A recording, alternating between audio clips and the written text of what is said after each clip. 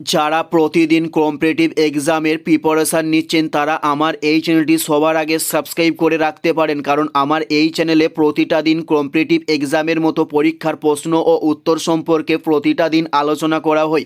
চলুন কথা না বাড়িয়ে ভিডিওটা শুরু করা যাক। ফার্স্ট প্রশ্ন, ইয়ং বা নব্য ইটালি দল কে গঠন করেন? উত্তরটি হলো মৎসিনি। ইয়ং বা নব্য ইটালি দল গঠন করে থাকেন, উত্তরটি হলো মৎসিনি। নেক্সট প্রশ্ন, স্বাধীন গ্রিসের প্রথম রাজা কে ছিলেন? উত্তরটি হলো প্রথম ওটো ছিলেন স্বাধীন গ্রিসের প্রথম রাজা, উত্তরটি হলো প্রথম ওটো ছিলেন স্বাধীন গ্রিসের প্রথম রাজা। নেক্সট প্রশ্ন, বলকান অঞ্চলের অন্য নাম কী ছিল? উত্তরটি হলো নিকট প্রাচ্য ছিল বলকান অঞ্চলের অন্য নাম, উত্তরটি হলো নিকট প্রাচ্য ছিল বলকান অঞ্চলের অন্য নাম।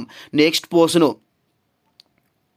প্রশ্ন হলো কোন রুশ জার প্রথম উষ্ণ জলনীতি গ্রহণ করেন? উত্তরটি হলো জার পিটার প্রথম উষ্ণ জলনীতি গ্রহণ করে থাকেন, উত্তরটি হলো জার পিটার প্রথম উষ্ণ জলনীতি গ্রহণ করেন। নেক্সট প্রশ্ন, কোন দেশ উষ্ণ জলনীতি গ্রহণ করেন? উত্তরটি হলো রাশিয়া দেশ উষ্ণ জলনীতি গ্রহণ করে থাকেন, উত্তরটি হলো রাশিয়া দেশ উষ্ণ জলনীতি গ্রহণ করে থাকেন। নেক্সট প্রশ্ন, নেপোলিয়ানের মস্কো দখল করেন কবে? উত্তরটি হলো 1812 সালে নেপোলিয়ান মস্কো দখল করে থাকেন, উত্তরটি হলো 1812 সালে নেপোলিয়ান মস্কো দখল করে থাকেন।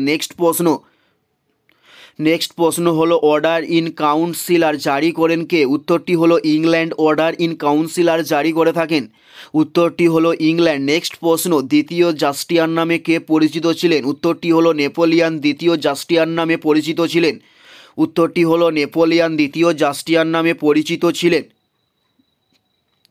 উত্তরটি হলো নেপোলিয়ান। নেক্সট প্রশ্ন, টিলসিটের সন্ধি স্বাক্ষরিত হয় কাদের মধ্যে? উত্তরটি হলো ফ্রান্স ও রাশিয়ার মধ্যে টিলসিটের সন্ধি স্বাক্ষরিত করা হয়, উত্তরটি হলো ফ্রান্স ও রাশিয়ার মধ্যে। নেক্সট প্রশ্ন, বার্লিন ডিগ্রি কে জারি করেন বা কে ঘোষণা করেন? উত্তরটি হলো নেপোলিয়ান বার্লিন ডিগ্রি জারি করেন, উত্তরটি হলো নেপোলিয়ান বার্লিন ডিগ্রি জারি করে থাকেন। এটাই ছিল এই ভিডিও লাস্ট প্রশ্ন। আর কোন ধরনের কম্পিটিটিভ এক্সামের ভিডিও আপনারা দেখতে চান অবশ্যই কমেন্টে লিখে জানাবেন। পুরো ভিডিওটা দেখার জন্য আপনাদের প্রত্যেককে আমাদের ইউটিউব চ্যানেলের পক্ষ থেকে রইল অসংখ্য ধন্যবাদ। Thanks for watching.